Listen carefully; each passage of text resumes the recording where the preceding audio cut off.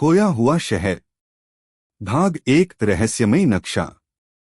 कहानी शुरू होती है अंशु और रिद्धि से, दो भाई बहन जो हमेशा रोमांचक चीजों की तलाश में रहते थे। एक दिन अपने दादा की पुरानी अलमारी में उन्हें एक प्राचीन नक्शा मिलता है। नक्शे पर लिखा था, खोया हुआ शहर। साहसियों के लिए नक्शा पुराना और फटाफटा था, लेकिन उसमें किसी रहस्यमय शहर का रास्ता था।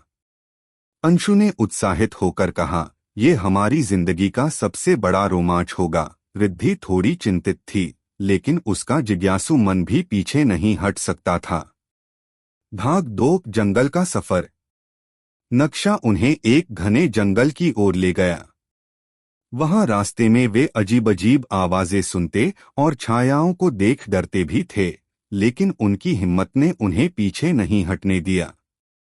जंगल में चलते चलते उन्होंने एक बूढ़े साधु से मुलाकात की, जिसने उन्हें आगाह किया, खोया हुआ शहर सबके लिए नहीं है।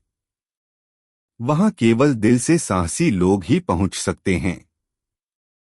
साधु ने उन्हें एक रहस्यमयी ताबीज दिया और कहा, ये तुम्हें सही समय पर काम आएगा। भाग तीन। चुनौतियों का सामना। जंगल पार करने के बाद वे एक बड़ी नदी पर पहुंचे। नदी में बहाव बहुत तेज था। रिद्धि ने नक्शे को ध्यान से देखा और कहा, यहाँ पर लिखा है, पानी में राह देखो। अंशु ने गौर किया कि नदी के तल में बड़े पत्थरों से एक पुल बना हुआ था, जो केवल ध्यान से देखने पर दिखता था। वे पत्थरों पर चलते हुए नदी पार कर गए, लेकिन उनकी अगली चुनौती और कठिन थी। उन्हें एक विशाल गुफा में जाना था, जहां हर तरफ अंधेरा था। अचानक गुफा में पत्थर गिरने लगे। रिद्धि ने जल्दी से ताबीज निकाला, जो रोशनी देने लगा और उन्हें सुरक्षित बाहर निकलने का रास्ता दिखाया। भाग चार। खोया हुआ शहर।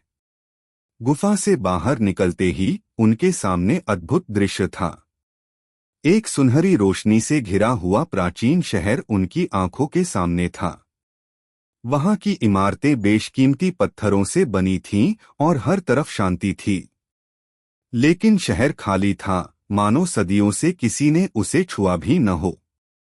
अंशु ने देखा कि शहर के बीचों बीच एक बड़ा पत्थर था, जिस पर लिखा था, साहसियों के लिए यह खजाना है, पर इसे वापस तभी ले जा सकते हो जब तुम इसे सभी के भले के लिए उपयोग करोगे।